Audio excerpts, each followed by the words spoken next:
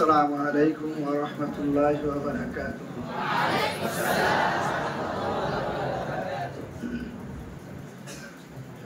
আজকে খুশি হলাম আর কি হাদিসের উপরে পূর্ণ মাত্রা আমল করার জন্য, কেননা এতদিন পরে একটু মনের সার্থকতাও খুঁজে পেলাম।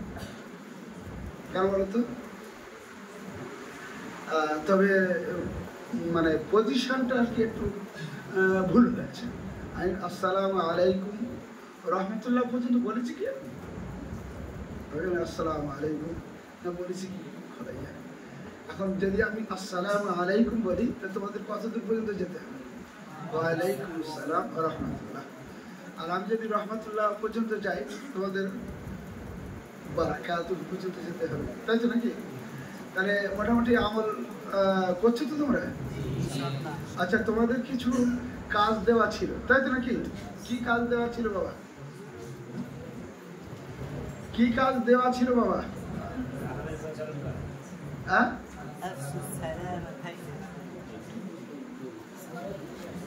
ওটা তো ছিল। আর কিছু ছিল নাকি? আজকে হচ্ছে আকিদার ক্ষেত্রে কিছু কথা জানানো বিশেষ করে বিশেষ করে এই মাসে মহরমকে কেন্দ্র করে কিছু আকিদা এবং চলছে, যেভাবে ছড়িয়ে দিচ্ছে সেই সম্পর্কে একটুখানি জানাবার দরকার আছে। একটুখানি আজকে আকিদা সম্বন্ধে একটু শুনে আর কি জেনে নেই।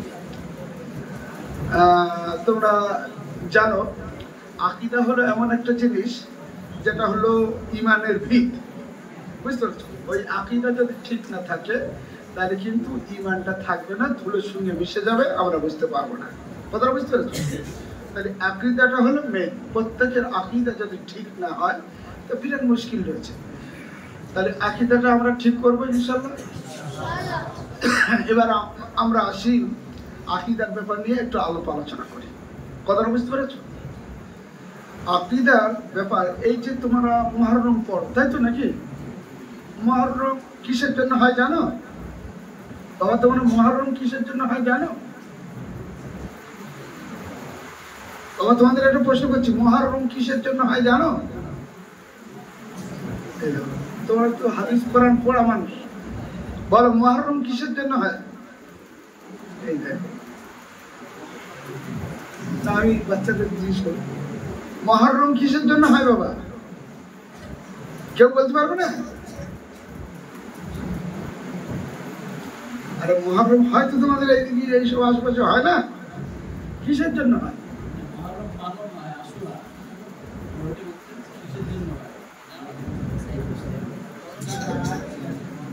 আচ্ছা,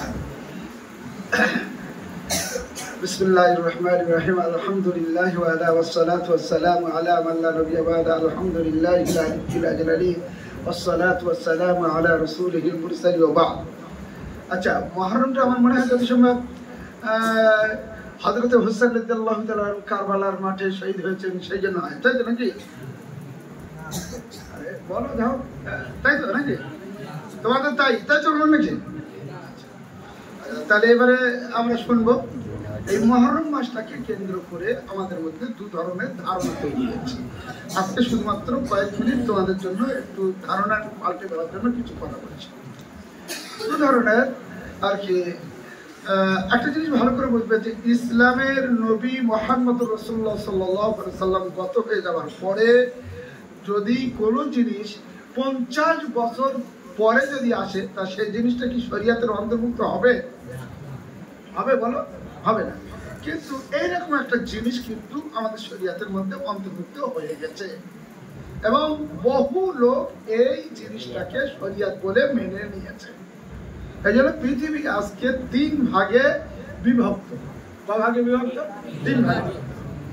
একদল মানুষ এই মুহররমকে কেন্দ্র করে তারা আকিদা এই রাখে যে হযরতে ইমাম হোসেন রাদিয়াল্লাহু তাআলা আনহু তিনি ভুল করে কি করেছেন, এজিদের হাতে যদি বায়াত হতো তাহলে আর এই জিনিসটা ঘটতো না, তাই তাদের আকীদা অনুযায়ী ইয়াজিদ কি না রহমাতুল্লাহ আলাইহি বলে থাকে একদল। আচ্ছা, আর একদল লোক তারা ইয়াজিদকে সামনে রেখে তারা বলে যেহেতু রাসূল পাক সাল্লাল্লাহু আলাইহি ওয়াসাল্লামের তাওহীদের উপরে বিরাট বড় অন্যায় অবিচার করে হুকুম দিয়ে হত্যা করিয়েছে এবং সাথে সাথে কি না এই হত্যার সঙ্গে ও জড়িত রয়েছে, এই হত্যার বদলা নেয়নি বলে ও কাফের হয়ে গেছে। তাহলে দুই দল লোক হলো তো নাকি? আর তৃতীয় দল লোক তারা বলে থাকে এ ব্যাপারে কি না চুপ করে থাকার ব্যাপার, কারণ ইয়াজিদ কোনো সাহাবা নয়, তাই ওয়ালা ইয়াসুব্বু ওয়ালা ইয়াহুব্বু, সে ওয়ালা ইউসাব্বু, তার উপরে গালিও দেওয়া যাবে না, ওয়ালা ইউহাব্বু, আর তাকে ভালোবাসাও যাবে না, তাকে ভালোবাসাও যাবে না, তাকে গালিও দেওয়া। এরা ইমাম আহমদ ইবনে হাম্বল রাহমাতুল্লাহ আলাইহি আহলে সুন্নাত ওয়াল জামাতের আকীদা বর্ণনা করতে গিয়ে বলেছেন।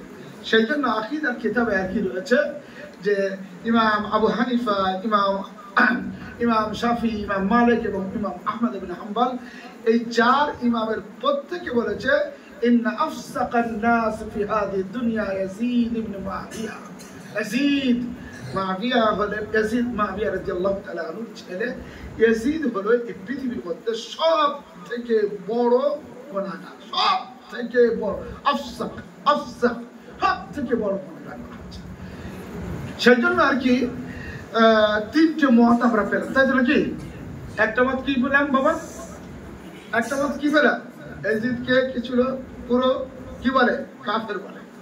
আর একটা মত পেলাম কি তাকে রহমাতুল্লাহ আলাইহি বলে। এবং আর আহলে সুন্নাত ওয়াল জামাতের কথা আমি যেটা বললাম, এরা ভালোবাসে না আর তার গালাগালিও দেয় না। কথাটা বুঝলো? ভালোবাসে না তার গালাগালিও দেয় না। এটা চার ইমামের মত। কথাটা বুঝতে পারছো? চার ইমামের মত। সেই জন্য আমাদের ইমাম আবু হানিফা রাহমাতুল্লাহ আলাইহি এক জায়গায় লিখেছেন যে তোমরা নিশ্চুপ থাকবে, তোমরা সুকুত এখতিয়ার করবে, নিশ্চুপ থাকবে, ওর ব্যাপারে কোনো রকম মত প্রকাশ করার তোমার দরকার নেই। সে সাহাবা না, অতএব আমার ইমানের অঙ্গ। সাহাবা নয়, ইমানের অঙ্গ না। সাহাবারা সব ইমানের অঙ্গ, সাহাবারা সে সব কি ইমানের অঙ্গ। ভালো করে বুঝতে হবে। সেই জন্য রাসূল পাক সাল্লাল্লাহু আলাইহি ওয়াসাল্লামের উপরে আয়াত নাযিল হয়েছে। পৃথিবীতে যত সাহাবা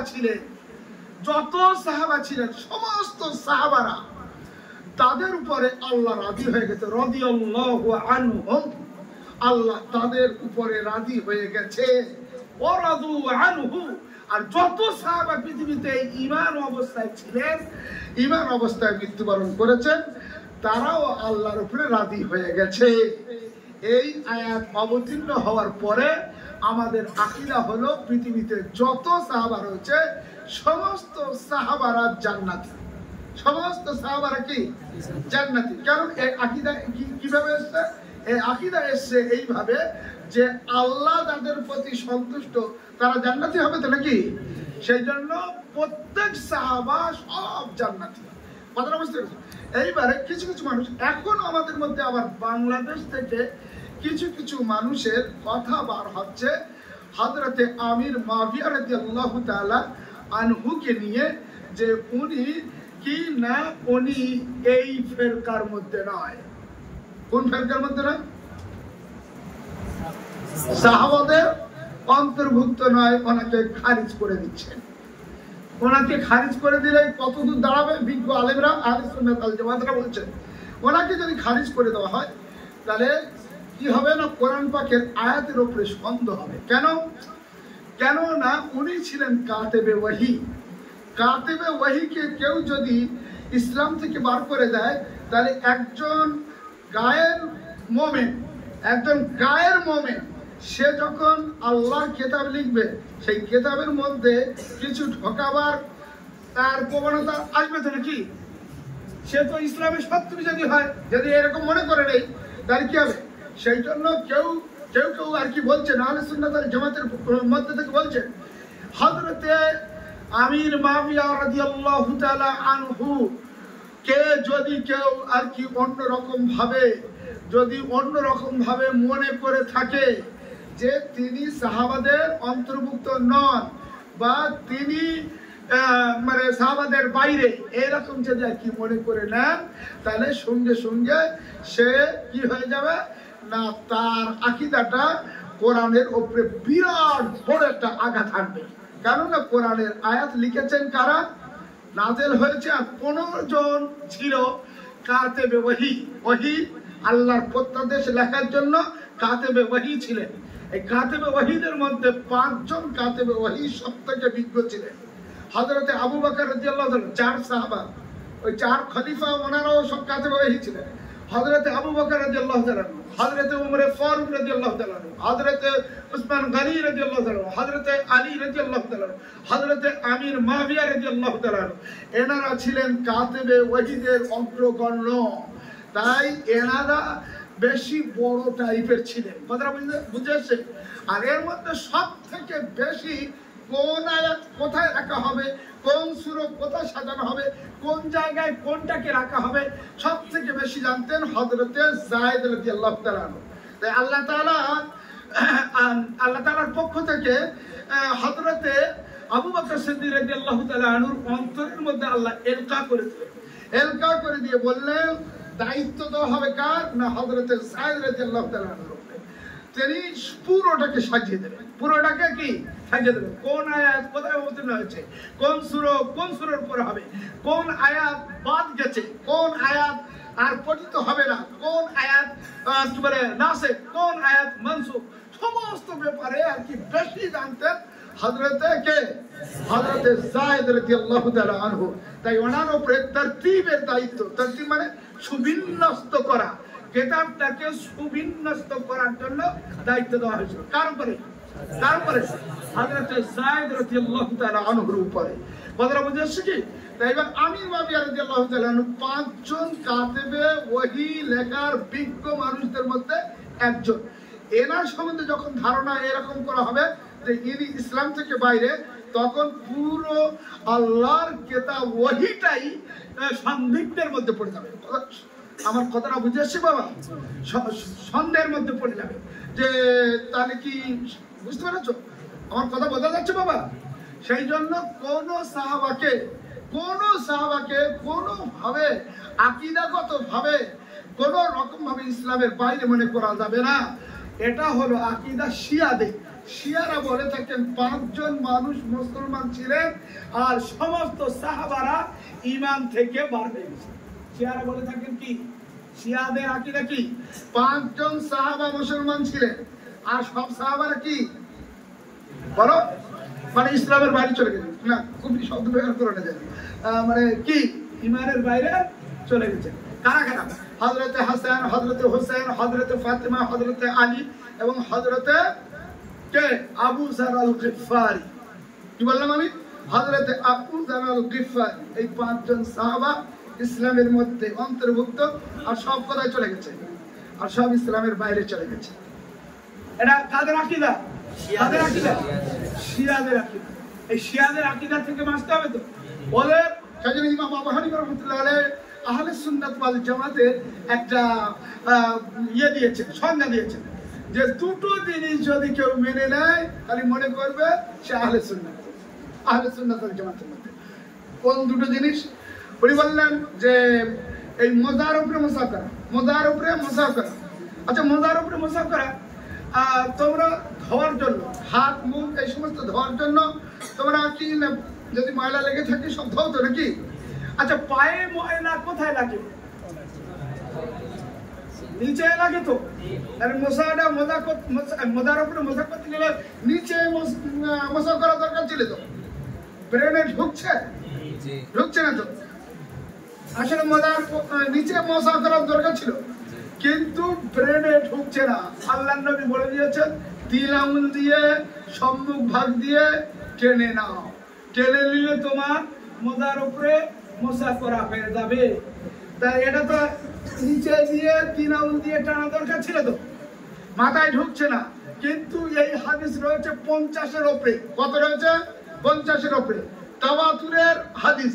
এই তাওয়াতুরের হাদিস এবং 50-এর উপরে হাদিস রয়েছে।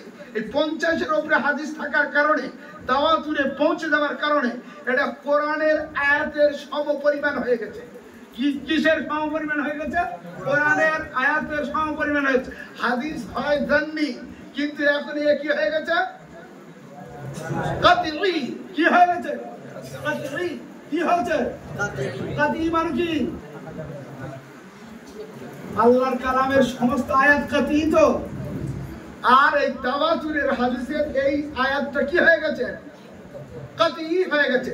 তাই ইমাম আবু হানিফা রাহমাতুল্লাহ বলেছেন, যদি মাজার উপরে মাসাল করা এইটা যদি কেউ মেনে নেয় তাহলে মনে করে নেবে যে সে আহলে সুন্নাত ওয়াল জামাতের অন্তর্ভুক্ত। আর কি মেনে নেবে?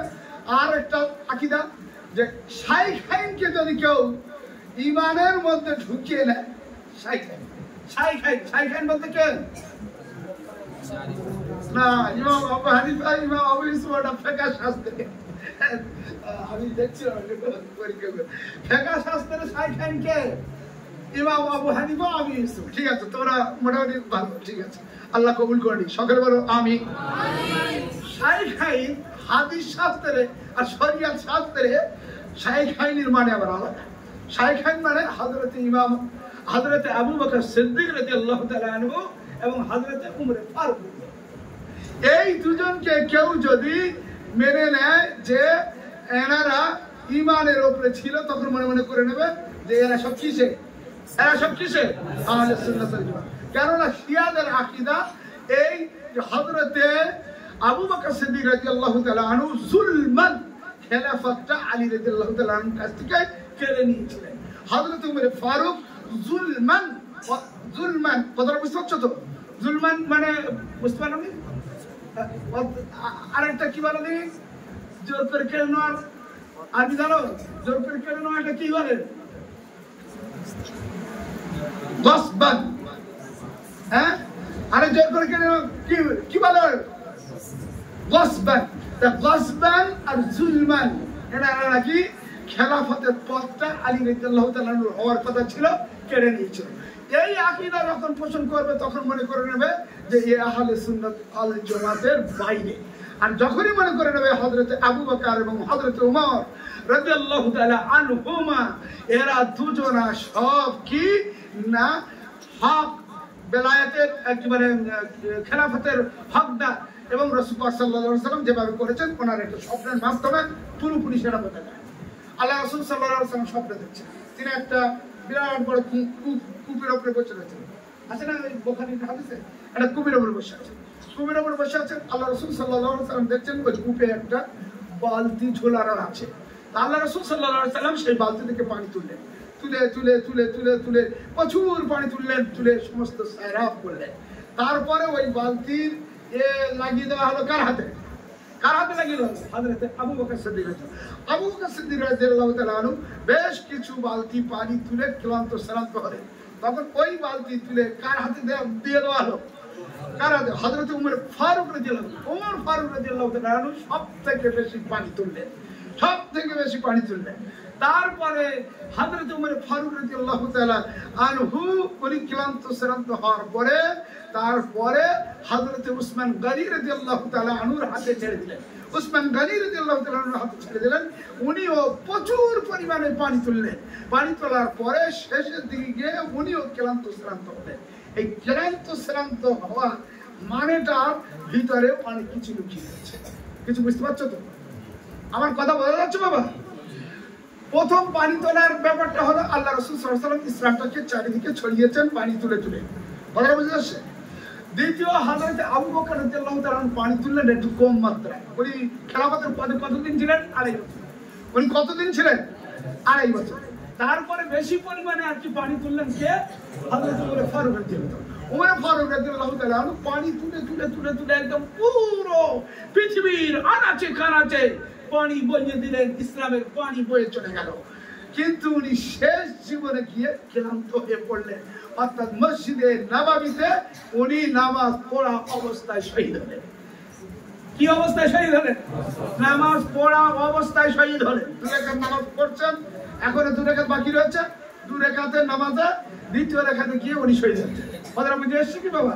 কথা বুঝতে এসছে? তারপরে এবার কি আসলেন? হযরতে উসমান গনি রাদিয়াল্লাহু তাআলা।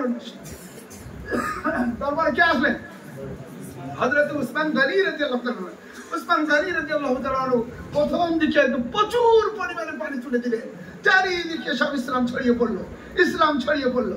শেষের দিকে উনি বিদ্রোহীদের দ্বারা ঘেরাটোপের মধ্যে পড়লেন। হযরত আলী রাদিয়াল্লাহু তাআলা নিজের দুজন বাচ্চাকে লুকিয়ে লুকিয়ে বিদ্রোহীদের মাঝখান দিয়ে রাতের বেলা পানি পৌঁছাতেন।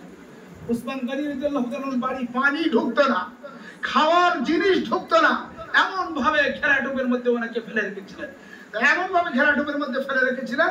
শেষের বেলা উনি কোরআন মাজিদ পড়ছে, কোরআন মাজিদ তেলাওয়াত করছে। কথাটা বুঝতে পারছো বাবা? কোরআন মাজিদ তেলাওয়াত করছেন, আর তেলাওয়াত করতে করতে তখন সবেমাত্র পৌঁছেছে ফাসায়াকফিকাহুমুল্লাহু ওয়া হুয়াস সামিউল আলীম, এই আয়াত পর্যন্ত পৌঁছেছে। আর অমনি করে ওনার শাহাদাত হয়ে গেল। সেই শাহাদাতের রক্ত গিয়ে ওই আয়াতের উপরে পড়লো, যে আয়াতটা উনি সবেমাত্র পড়ে শেষ করলেন, ওই আয়াতের উপরে রক্ত পড়লো। এখনো পর্যন্ত ওই কোরআন মাজিদটার সেই জায়গায় উসমান গনির রক্ত রয়েছে, মিউজিয়ামে এখনো সংরক্ষিত রয়েছে। সকলে বলি সুবহানাল্লাহ। কথাটা আমার বুঝে আসছে বাবা? বুঝে আসছে তো নাকি? না বুঝে আসেনি বাবা? তোমাদের বুঝে আসছে তো নাকি? তাহলে এর দ্বারা বোঝা যাচ্ছে, তাহলে এর দ্বারা বোঝা যাচ্ছে কি আল্লাহর রাসূল যেভাবে বলেছেন ঠিক সেইভাবে তার কি হয়েছে, খেলাফত এসেছে। আল্লাহ রাসূল এখানে আলী রাদিয়াল্লাহু তাআলা আনহুকে টেনে নিয়ে গেছেন, কি টেনে নিয়েছে? কি আপনার বলতে হবে তো বাবা, টেনে নিয়েছে। এখানে কার কার কোথায় এনেছে? স্বপ্নের মাধ্যমে কার কার কোথায় এনেছে বলো? আবু বকর, হযরত ওমর ফারুক, হযরত উসমান গনি, হযরত আলী রাদিয়াল্লাহু তাআলা আনহুর কথা আসেনি। তার মানে পরস্পর আসবেন, তারপরে হবেন আলী রাদিয়াল্লাহু তাআলা, এটা সকলেই জানে। কথাটা বুঝে এসছে? সেই জন্য আল্লাহ রাসূল এই পরস্পর এইভাবে সাজিয়ে দিয়েছেন, এই স্বপ্নের মাধ্যমে পুরো সাজিয়ে দিয়েছেন। কথাটা বুঝে এসছে? কি কথা বুঝে এসছে বাবা?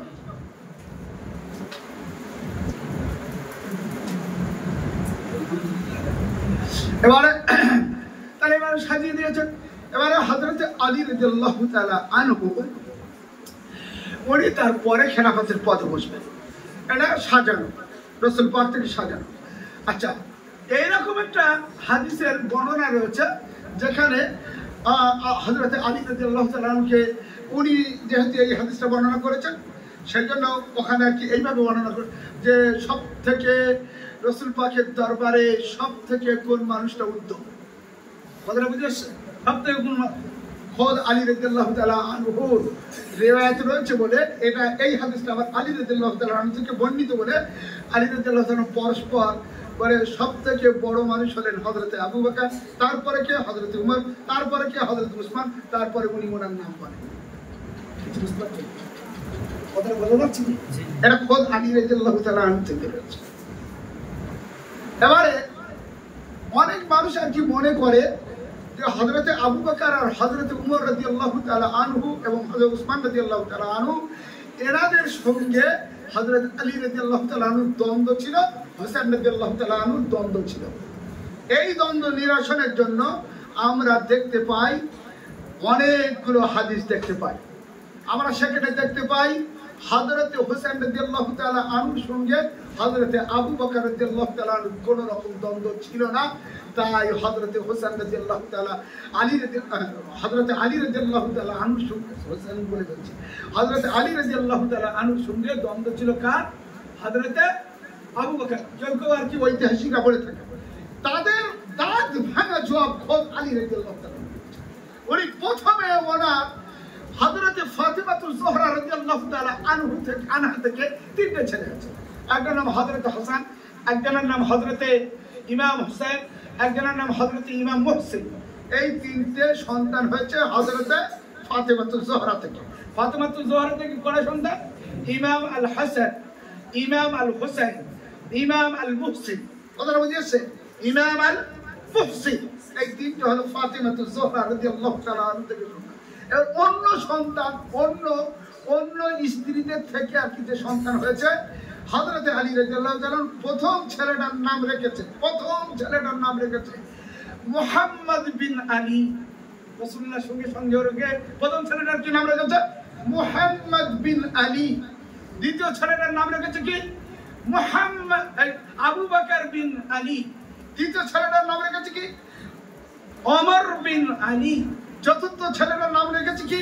উসমান বিন আলী। কিছু বোঝা গেছে বাবা? কিছু বোঝা গেছে? তাদ ভাঙা জবাব দিয়েছেন কে?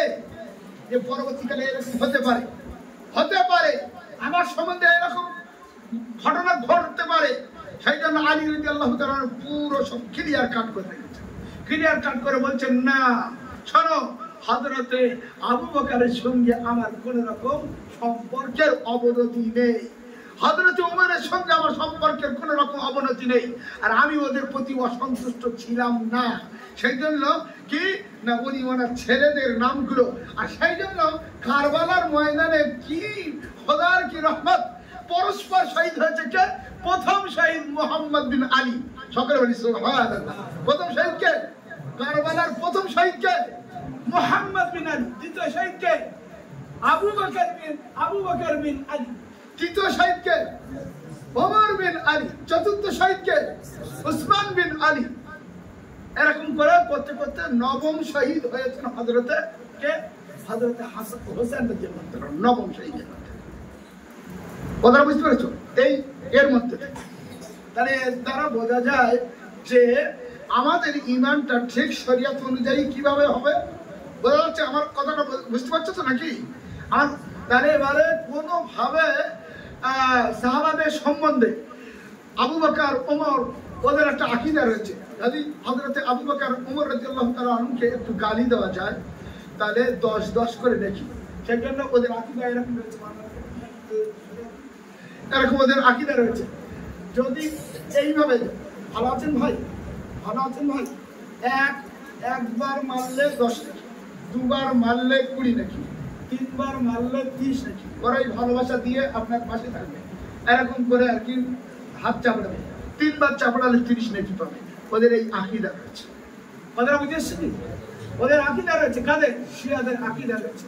তারা হযরতে আবু বকর, হযরতে ওমর, হযরতে আয়েশা রাদিয়াল্লাহু তাআলা আনহা, এমনি করে এই সমস্ত আম্মাজানদেরকেও সব অন্যরকম মনে করে। আমি সবটা ওইভাবে এনাদের সামনে তো বললে একটু অন্যরকম হবে, তবু এতটুকু মনে করে রাখো এদের সম্বন্ধে আকীদা ওদের খুব খারাপ, এত জঘন্যতম আকীদা। এই আকীদা থেকে আমাদের পবিত্র হতে হবে, তাই তো নাকি? তোমরা সমস্ত সাহাবাদেরকে ঈমানদার বলে মনে করো তো নাকি? এবার ভালো করে বোঝো, সাহাবাদের ছেলে যদি কোন রকম পা হটকে যায়, পা স্লিপ খায়, পদস্খলন ঘটে, সেই দোষ কি সাহাবার উপরে হবে? হযরতে নূহ আলাইহিস সালামের ছেলে কেনান, তোমরা জানো তো নূহ আলাইহিস সালাম নবী ছিলেন, ওনার ছেলে কি হলো? কুফরির মধ্যে রয়েছে, তাই তো নাকি? তাই বলে কি ওই ছেলের কারণে তুমি নবীকে খারাপ বলবে নাকি? নবীকে খারাপ বলবে? আহলে সুন্নাত ওয়াল জামাত কি এইটা অনুমতি দেয়? আহলে সুন্নাত ওয়াল জামাত অনুমতি দেয়?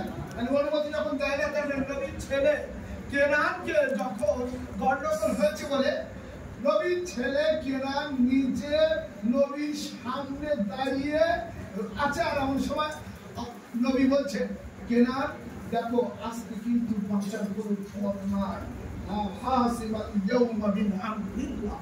আল্লাহর হুকুম থেকে, আল্লাহর শাস্তি থেকে আজকে বাঁচার কোনো উপায় নাই, তাই তুমি আমার এই নৌকোয় এসো।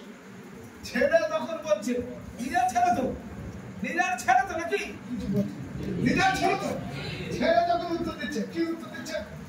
হ্যাঁ দূরে দেখা যায় পাহাড়, ইয়াসুমুনিল জাবাল, পাহাড় আমাকে বাঁচায়। পাহাড় আমাকে বাঁচিয়ে। কিরকম কথা? তবুও বাপের কথা শুনিনি, নবীর কথা শুনেছে।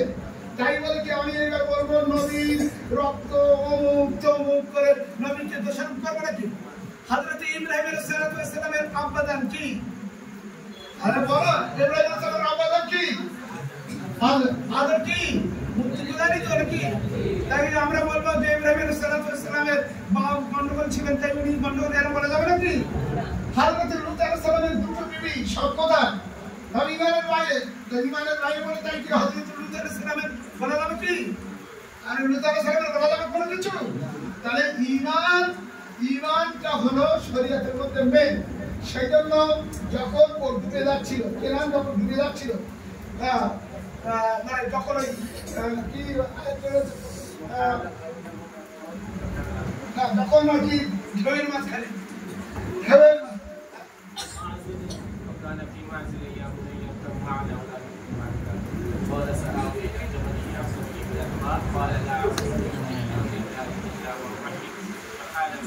فحال بينهما الموج وكان من المغرقين. فحال بينهما الموج কি বলা فحال بينهما الموج তাদের দুজনের মাঝখানে বিশাল বড় ঢেউ কি না ঢেউ আসলো, সেই ঢেউয়ের মাঝখানে তলিয়ে গেল আর ও ডুবে চলে গেল। আর কোনো রকম দেখা গেল না, আর কোনো রকম দেখা গেল না। ও ডুবন্ত মানুষদের অন্তর্ভুক্ত হয়ে গেল। কেন মিনাল মুগরাকিন, ডুবন্ত মানুষের অন্তর্ভুক্ত হয়ে গেল। কেউ বাঁচাতে পারলো? নাসিমান ইয়াউমিন আমরিল্লাহ, আজকে আল্লাহর হুকুম থেকে, আল্লাহর শাস্তি থেকে কেউ তোমাকে বাঁচাতে পারবে না। একটু করে চলে আসো, কথা শুনি। হযরতে নূহ আলাইহিস সালাম, ওনার মনটা তো একটু সাবধানে ভরা ছিল।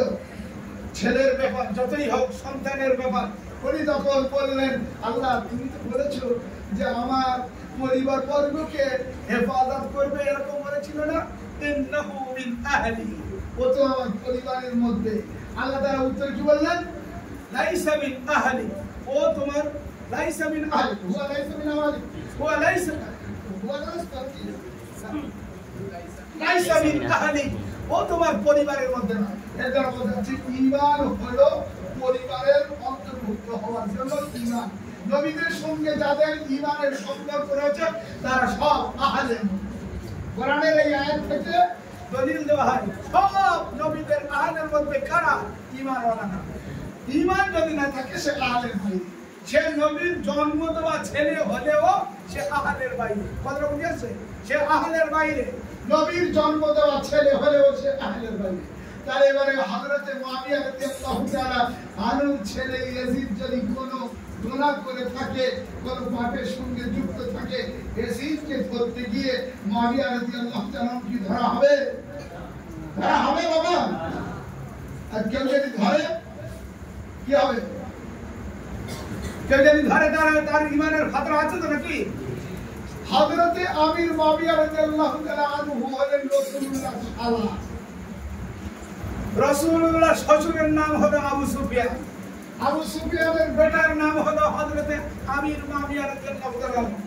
আমির মুআবিয়া রাদিয়াল্লাহু তাআলার সঙ্গে আল্লাহ রাসূলের সম্পর্কটা কিসে? শালা। এবার শালা আবার কাতিবে ওহী, তিনি রাসূলুল্লাহর শালা, আবার কাতিবে ওহী, আবার কি একজন সাহাবী তো নাকি? একজন সাহাবী। তাহলে এত কিছু থাকার পরে তার সম্বন্ধে যদি আমি কোনো রকম কথা বলি, তাহলে আমার ঈমানের খাতরা আছে না নেই? আমার ঈমানের খাতরা আছে তো। অনেক মানুষ শুধু বলে মাবিয়া মাবিয়া মাবিয়া, এরকম শব্দ ব্যবহার করে, এটা অনুচিত। আমির মাবিয়া, শুধু আমির মাবিয়া পর্যন্ত। সারা লোকের বলা হযরত আলী, হযরতে উমর, হযরতে উসমান, হযরতে আবু বকর, হযরতে হুসাইন, হযরতে হাসান, আর অন্যরা বলি আমির মাবিয়া। তার মানে আহলে সুন্নাত ওয়াল জামাত সেই জন্য বলছে, আহলে সুন্নাত ওয়াল জামাত সেই জন্য বলছেন কোন সাহাবাদের সম্বন্ধে কোন রকম কটূক্তি করা যাবে না। যদি কটূক্তি কেউ করে তাহলে তার ঈমানের খতরা আছে। আমি হযরতে আমির মুআবিয়া রাদিয়াল্লাহু তাআলা আনহু পর্যন্ত আমরা সব ঠিক আছে। ওর পরে তো কোথায় গেল না গেল আমার কথা বুঝেছে? আমার কথা ইয়াজিদ কোথায় গেল? জাহান্নামে গেল কি জান্নাতে গেল? আমার দেখা দরকার। আমার ইমাম আবু হানিফা রাহমাতুল্লাহ আলাইহি বলেছেন ওই জায়গা চুপ করে থাকে, আমরা চুপ করে থাকবো। তাই নাকি? আমরা চুপ করে থাকবো, ওর ব্যাপার নিয়ে আলোচনা করবো না। না ও আমার ইমাম, কিন্তু ইমাম হোসেন আমার ইমাম, ইমাম হোসেন আমার ইমাম, ইমাম হাসান আমার ইমাম, ইমাম আলী আমার ইমাম, ইমাম। কিন্তু ইয়াজিদ আমার ইমাম নয়। ও কি? ও আমার সাহাবাদের মধ্যে না, সাহাবাদের মধ্যে না। তাহলে সাহাবা পর্যন্ত কিন্তু ঈমান। হযরতে হাসান রাদিয়াল্লাহু তাআলা, হযরত হাসান রাদিয়াল্লাহু তাআলা এরা ঈমানের অঙ্গ। কেন? এদের কারণেই নামাজের মধ্যেও পর্যন্ত এরা ঈমান। কিরকম? হযরতে রাসূলুল্লাহ সাল্লাল্লাহু আলাইহি সাল্লাম কি করেছেন? নামাজের মধ্যে রয়েছে সারা লোকের মাঝখান থেকে চলে গেলেন হযরত হোসেন রাদিয়াল্লাহু আনহু। যাওয়ার পরে তো আল্লাহ রসুলের ধারে গিয়ে দ্বিতীয় সেজদায় গিয়ে প্রথম সেজদাটা আল্লাহ রসুল করলেন, করার পরে যে এবার দ্বিতীয় সেজদায় রেখেছেন তিনি গিয়েছেন বসে এবারে খুব কায়দা করে জড়িয়ে ধরেছেন, কায়দা করে গলা জড়িয়ে ধরেছেন, অনেকক্ষণ দেরি করছেন, খেলা করতে দিচ্ছে। আল্লাহ রসুল নিজে বলছেন আমি ওকে খেলতে দিলাম, খেলা করছে খেলা নামাজের মধ্যে খেলা অনুমোদন কাতার থেকে সে আমার ইমান রসুল ওটাকে ইমান মনে করে। আল্লাহ বুঝলেন সে আমার ইমান, সেগুলো খেলা করছে কোথায় ঘাড়ে বসে খেলা করছে। আল্লাহ রসুল তারপর বললেন নিমার রাকিবু ওয়া নিমাল মারকাবু, নিমার রাকিবু ওয়া নিমাল মারকাবু, যে ঘোড়ায় চড়েছে সে কতটা ভালো আর যে ঘোড়া সেজেছে সেও কতটা ভালো। সকলে বলি সুবহানাল্লাহ। সুবহানাল্লাহ কি তাহলে আমার ইমান হলো কি আল্লাহ রাসূল খুতবা পর্যন্ত বন্ধ করেছে ইমানের জন্য। কোন ইমান? হযরত হাসান হযরত হোসেন এরা সাহাবা তো কাজ নাকি এরা আমার ইমান এর কষ্ট হলেই আমার কলজে জ্বালা করবে, তাই নাকি আমার কলজে জ্বালা করবে তো। কিন্তু ইয়াজিদের কি হলো না হলো আমার কলজে, ইয়াজিদের কি হলো না হলো ও ব্যাপারে আমার ইমাম করে দিয়েছে, 4 ইমাম ডক্টর করে দিয়েছে। আমরা ওর সম্বন্ধে আলোচনা করব, ওর সম্বন্ধে কোনো রকম আলোচনা না, আমার ইমাম নিয়ে আমি আলোচনা করব। আমার বুঝে আসছে কি হযরতে রাসূল সাল্লাল্লাহু আলাইহি ওয়াসাল্লামের নাম হযরতে হাসান হযরত হোসেন রাদিয়াল্লাহু তাআলা এবং হযরত হাসান রাদিয়াল্লাহু তাআলা দুজনা ছুটেছেন খুতবা দিচ্ছেন রাসূলুল্লাহ। ওয়া কানা ইয়াখতুবুনা তিনি আমাদেরকে খুতবা দিচ্ছিলেন। কে বলছে? রাবি বলছেন যে তিনি আমাদেরকে খুতবা দিচ্ছিলেন। খুতবা দেওয়ার সময় এবার কি না পড়ার সূচনা এবারে চলে আসছে। তারা দুজনা ইয়ামশিয়ানি ওয়া ইয়াসরান, দুজনা হেঁটে হেঁটে চলে আসছে। ইয়ামশিয়ানি ওয়া ইয়াসরান, ইয়াসরান বলতে কি না কখনো মানে হেলে দুলে পড়ে যাওয়ার ভাব, আর কখনো এরকম যাচ্ছে। ওয়ালাইহিমা কামিসানি আহমারান, তাদের দুজনের উপরে কি লাল দুটো জামা ছিল। আল্লাহ রাসূল সাল্লাল্লাহু আলাইহি ওয়াসাল্লাম খুতবা বন্ধ করে দিলেন, তাদের দুজনকে বলে করে দিল খুতবা পর্যন্ত বন্ধ। ইমান তো আমার নাকি, যার জন্য খুতবা বন্ধ যায়, খুতবা ইবাদত না। আরে 2 রাকাত জোহরের কয় রাকাত নামাজ, 4 রাকাত নামাজ সংযুক্ত আকারে হয়ে কয় রাকাত হয়েছে? 2 রাকাত হয়েছে। এই 2 রাকাত খুতবা আর 2 রাকাত কি? 2 রাকাত খুতবা আর 2 রাকাত ওই জুমার নামাজ। তাই 2 রাকাত খুতবা শুনে কথা বলতে নেই কেন? ইমামরা বলেছে খুতবা শুনে কথা বলতে নেই? খুতবা এক ধরনের নামাজ, ওটা 2 রাকাত নামাজের পরিবর্তে হয়েছে, তাই নামাজের মধ্যে কথা বলা যায়। কাজে আল্লাহ রাসূল বলেছেন যদি খোঁচড়া ফাকাদ লাগা সেটা বাজে কাজ করলো, তাই নাকি? ফাকাদ লাগা বলেছে তো, লাগা মানে কি সেটা বাজে কাজ করলো, সেটা খারাপ কাজ করলো। কেন? খুতবার সময় খুতবা শুনতে হবে। ওরা 2 রাকাত নামাজের পরিবর্তে জোহরের 4 রাকাত নামাজ, 2 রাকাত ফরজের জন্য 2 রাকাত বক্তব্য দেওয়ার জন্য। এই 2 রাকাত বক্তব্য দেওয়ার সময় কোনো রকম কথা চলবে না, কেননা ওটা নামাজের পরিবর্তে এসছে, তাই ওখানে কথা চলবে না। কিন্তু আল্লাহ রাসূল সেই নামাজ সব বাদ দিয়ে খুতবা বাদ দিয়ে দুজনের এসে তাহলে বাবা আমার ইমান না ওনারা দুজন আমার ইমান না। আরে ইমান তো নাকি হযরতে উম্মে সালমা এই হাদিস করতে পত্র বেশ করে বলতে উম্মে সালমা রাদিয়াল্লাহু তাআলা আনহা এরকম বসে আছে আল্লাহ রাসূলের ঘরের মধ্যে ঢুকেছেন হযরত জিবরিল। কে ঢুকেছেন? জিবরিল ঢুকেছেন। হযরত রাসূল বললেন আমার বিশেষ একটা কথা আছে, খবরদার যেন এখান থেকে কেউ জানে না। উনি কিন্তু দরজায় বসে কার ঢুকলেন না, হযরত হোসেন রাদিয়াল্লাহু ছোট উনি আর বলা নেই যে ধরে একটু ধরে দেখা যাবে না, উনি কান্না শুরু করতেন। কিন্তু বুঝতে পারছেন? আরে বলে যাচ্ছে বাবা ছেড়ে দেবে, চলে।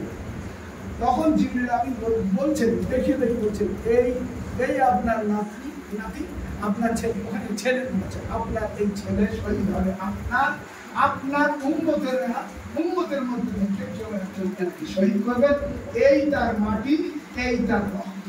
কারবালার মাটি আল্লাহর রাসূলকে দেখালেন, দেখিয়ে বললেন এই তার মাটি, এই তার রক্ত। এবারে ওই মাটি কারুরার মধ্যে ঢোকে। কিসের মধ্যে? কারুরা মানে জানো? আজকে কারুরা শব্দ, কারুরা মানে কি? আরে কারুরা মানে কি? বোতল মধ্যে ঢুকিয়েছে, বোতলের মধ্যে ঢুকিয়েছে। ঢোকার পরে এবারে সেইটা হযরত রাসূল পাক সাল্লাল্লাহু আলাইহি ওয়াসাল্লাম বলে গেলেন যে উম্মে সালমা, তুমি দেখবে এই মাটি যেদিন পরিবর্তন হয়ে যাবে, যেরকম দেখাচ্ছে এরকম যখন দেখাবে না, এর রং পরিবর্তন হয়ে যাবে, এর সবকিছু গন্ডগোল হয়ে যাবে, তখন তুমি মনে করবে যে ইমাম হোসেন রাদিয়াল্লাহু তাআলা আনহু কারবালার মাঠে শহীদ হয়ে গেছেন, তুমি মনে করবে। আর সেটা হবে জুমার রাত। সেটা হবে কি? জুমার পরে হযরত রাসূল পাকের পবিত্র হযরত হোসেন রাদিয়াল্লাহু তাআলা আনহু উনি শহীদ হয়ে গেলেন। হাওমাও করে কেঁদেছিলেন কে? আমার রাসূল পাক সাল্লাল্লাহু আলাইহি ওয়াসাল্লাম খুব কেঁদেছিলেন সেই দিন। আল্লাহর রাসূলের ঘরের মধ্যে ঢুকলেন, কান্না শুনে হযরত উম্মে সালমা ঘরের মধ্যে ঢুকলেন। ঢোকার পরে মা ইউবকিকা, তোমাকে আপনাকে কে কাঁদালো রাসূল?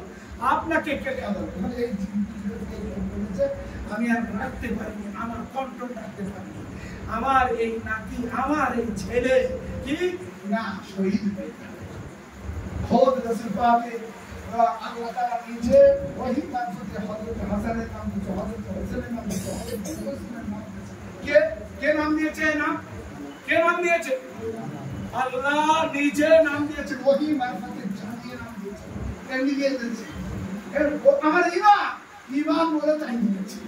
ইমান সেটা আল্লাহ রাসূল সাল্লাল্লাহু আলাইহি ওয়াসাল্লাম বলেছেন, ওয়ালা দুজনা হলেন রাজহানাতু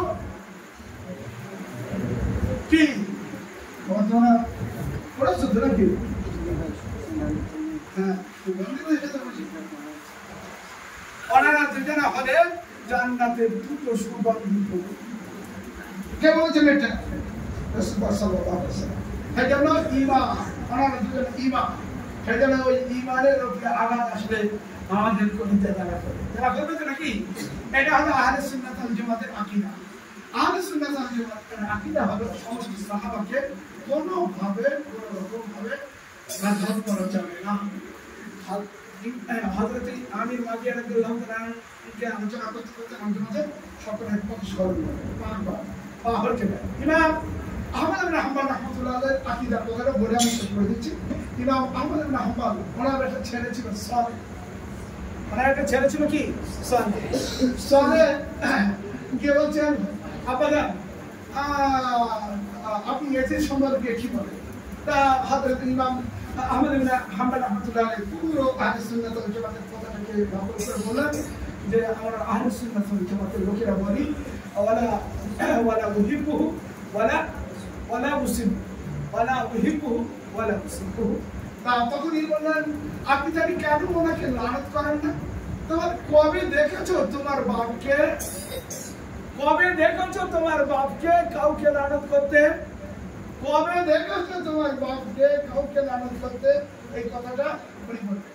আমি কাউকে লানত করি না, কিন্তু আমরা আমাদের আকীদা হলো কি না ওর উপরে না কোনো রকম কথা বলো, না ভালোবাসা, আর না কথা বুঝে আসছে কি? কথা বাবা বুঝে আসছে তো নাকি? বাবা আমরা বশির রহমতুল্লাহ সেখানে একটা শব্দ চয়ন করেছেন, এই শব্দটা আমরা আমাদের রসনাকে কাউকে গালি দিয়ে কুলুষিত করব। আমরা আমাদের রসনা মানে কি? যেহোবা। রসনা মানে কি? যেহোবা। আমরা আমাদের রসনাকে কাউকে গালি দিয়ে কুলুষিত করব না। এই শব্দটা ব্যবহার করেছেন কে? আমাদের পীর মুর্শিদ জনাব আল্লামা হুজুর ব্যবহার করেছেন। কোথা থেকে পেয়েছেন? ইমাম আহমদ হাম্বল রাহমাতুল্লাহ আলাইহির বই থেকে পেয়েছেন। আমরা আমাদের জীবনকে, আমরা আমাদের রসনাকে কাউকে গালি দিয়ে কুলুষিত করব না। কোথা থেকে পেয়েছে? এর নিচু কোথা থেকে? আমাদের হুজুরের কথা নয়, ওই হুজুরদের থেকে নিয়ে কিন্তু সুন্দর করে এটাকে আমাদের সামনে উপস্থাপন করেছে। আল্লাহ তোমাদের আমাদেরকে আকীদার উপরে জড়িত থাকার তৌফিক দান করুন। আজ থেকে ইনশাআল্লাহ আমাদের ক্লিয়ার হয়ে গেছে নাকি? সমস্ত সাহাবাদের ব্যাপার ক্লিয়ার তো নাকি? সমস্ত সাহাবারা কি আর কি জান্নাতে নাকি? আচ্ছা, যদি কোন সাহাবার ছেলে গন্ডগোল হয়ে যায় তাহলে কি তার ধাপ্পা কি সাহাবার উপর আসবে? আচ্ছা, নবীর ছেলে গন্ডগোল হয়ে গেলে কি তার ছেলের ধাপ্পা কি নবীর উপরে আসবে? নবীর বাপ গন্ডগোল হয়ে গেলে কি বাপ গন্ডগোল হওয়ার কারণে নবীর উপরে আসবে? আসবে না। ঈমান একটা আলাদা জিনিস। এমনকি নবীর ছেলে যখন আহান বলে দাবি করছে নবী, তখন আল্লাহ কি করছেন সেটাকে কি করে দিয়েছেন? রিজেক্ট করে দিয়েছেন। রিজেক্ট করে দিয়েছে তো রিজেক্ট করে দেয়নি। ইন্নাহু লাইসা মিন আহলি, ইন্নাহু লাইসা মিন আহলি, ও তোমার পরিবারের অন্তর্ভুক্ত নয়। কারণ ঈমানের সঙ্গে ঈমানের সঙ্গে সম্পর্ক ঈমানের সঙ্গে থাকে না। আহাল শব্দ আমাদের সকলের জন্য, যারা ঈমান ওরা তারা সব আহাল। সব কি একটা হলো আল আর একটা হলো আহাল। আল আর আহালের মধ্যে একটু পার্থক্য রয়েছে, কিন্তু কেউ কেউ আবার আল আর আহাল সব একই। তা আমরা হলাম কি? আমরা হলাম রাসূল পাকের কলবি ছেলে, আর সাইদুল বংশের লোকেরা হলো রাসূল পাকের লুৎফাই ছেলে। কি ছেলে? লুৎফাই ছেলে। তা লুৎফাই ছেলে তাদের মর্যাদা আলাদা, তাদের ব্যাপারটা একটু অন্যরকম। আল্লাহ রাসূল বলেছেন, আমি ছেড়ে গেলাম তোমাদের মাঝে, আমি কোরআন মাজিদকে ছেড়ে গেলাম, এবং ইতরাতি, আর আমি কি ছাড়লাম? ইতরাতি, আই দে নে দে। ইতরাতি মানে কি? ইতরাতি মানে কি? আমার পরিবার বর্গ, আমার পরিবার বর্গকে ছেড়ে গেলাম। এই দুজনকে ধরে রাখলে তোমাদের কেউ কি হবে না? কেউ পথভ্রষ্ট হবে না। তাহলে ঈমান যদি না হয় ওরা, তাহলে আল্লাহ রাসূল কোরআন আর ইতরাতকে কি জন্য বললেন ছেড়ে গেলাম তোমাদের? কিছু বোঝা যাচ্ছে কি? কিছু বোঝা যাচ্ছে না? বোঝা যায় না? বোঝা যাচ্ছে তো নাকি? সেই জন্য আমি তোমাদেরকে বলছি, বাংলাদেশ থেকে বিভিন্ন রকমের তোমরা হয়তো পাঠাবে, আর এবার পরে ওই সব ফোন ঘাটাঘাটি করবে, ফোন ঘাটাঘাটি করতে গিয়ে দেখবে বিভিন্ন রকম সব বক্তব্য দিচ্ছে, আর বক্তব্য দিতে দিতে সাহাবাদের কি টানাটানি করছে। যারা খবরদার ওই ফাঁদে পড়বে না। আহলে সুন্নাত ওয়াল জামাতের আকীদা হলো সমস্ত সাহাবারা কি মাগফুর, সমস্ত সাহাবারা কি মাগফুর, সমস্ত নবীরা কি মাসুম, সমস্ত নবীরা কি মাসুম। মাসুম মানে কি? গোনা নবীদের থেকে হয় না, গোনা নবীদের থেকে হয় না, নবীদের গোনা ছয় না, নবীদের গোনা ছয় না। আর মাগফুর মানে কি? মাগফুর মানে কি? নবীর সাহাবাদেরকে সব আল্লাহ তাআলা ক্ষমা করে দিয়েছেন, যদিও গোনা ছুঁয়েছিল, কিন্তু সব কি করে দিয়েছেন? ধুয়ে মুছে পরিষ্কার করে দিয়েছেন। কোন আয়াত থেকে খুঁজে পায়? কোন আয়াত থেকে খুঁজে পায়? রাদিয়াল্লাহু আনহুম ওয়া রাদু আনহু, এই আয়াত থেকে খুঁজে পায় সমস্ত সাহাবারা মাগফুর, সমস্ত সাহাবারা কি মাগফুর। তাহলে আমাদের আকীদাগুলো সব ঠিকঠাক করে রাখতে পারবে ইনশাআল্লাহ। আর কোনদিন জবান দাঁড়াতে করবে না তো? জবান দাঁড়াতে মানে জিহ্বা লম্বা করে সাহাবাদের সম্বন্ধে কোনো কটূক্তি করার নাম হলো জবান দাঁড়াছি, মনে থাকবে তো? এই জবান দাঁড়াতে করবে না তো? আল্লাহ তোমাদের এবং আমাদের সকলকে তৌফিক দান করুন, আমরা যেন ঈমান এবং আকীদার উপরে যেন মজবুতির সঙ্গে জড়িত থাকতে পারি। আজকে আমি তোমাদের তরিকাতের কথা বললাম না, এই জন্য বাংলাদেশ থেকে বড় অ্যাপ্লিকেশন নিয়ে আল্লাহ তাআলা হচ্ছে, তাই তোমাদের আকীদার কথাটা আজকে সব জানিয়ে দিলাম। এগুলো তোমাদের অসুবিধা হচ্ছে নাকি? আজকে তোমাদের কিন্তু অন্য কিছু দিলাম না, এটা কি অসুবিধা হবে? তোমাদের জানার দরকার আছে নাকি? এটা এটার উপর কিন্তু আবার কি দাঁড়িয়ে রয়েছে? ঈমান দাঁড়িয়ে রয়েছে। এটার উপর কি দাঁড়িয়ে রয়েছে? ঈমান দাঁড়িয়ে রয়েছে। এই হযরত হোসেন রাদিয়াল্লাহু তাআলা কি ঈমান যদি না মানো তাহলে শুনে গেল কেন তো নাকি? আমির মাবিয়া রাদিয়াল্লাহু তাআলা আনহুকে যদি ঈমান না মানো শুনে গেল ওদের বুঝেছি কি? সেই জন্য তোমরা এবং আমরা প্রত্যেকে আমাদের আকীদাকে মজবুত করি, খবরদার যেন সাহাবাদের সম্বন্ধে কোন রকম আকীদা খারাপ আকীদা পোষণ যেন না করি। এদিকে ছাড়, এদিকে কি ছেড়ে দাও, ছেড়ে দিয়ে কি নিয়ে আলোচনা করবো? এই দিকটা আলোচনা, তাই কি? আল্লাহ তোমাদের